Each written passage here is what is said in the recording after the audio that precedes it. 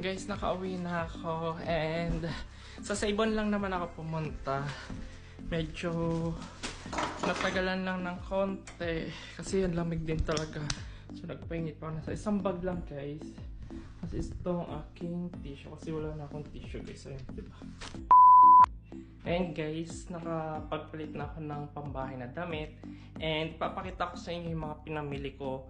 And this time medyo natagalan lang ako ng konti. Kasi guys, sinabi ko nga sa inyo, I'll support yung mga product or made in Canada na. Because of, you know, yung tariff na ini-implement ni Donald Trump.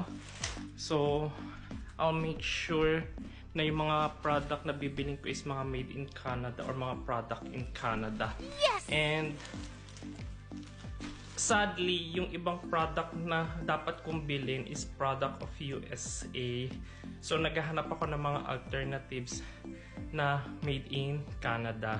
So ganun guys. So but it's okay. Let's see kung ano pa. Kasi syempre let's try din other things. Baka yung mga ibang hindi ko pala na-try masarap. And then okay din pala yun. So ito guys, first thing, itong ano ba tawag dito? Itong paper towel, kasi wala na akong paper towel guys. So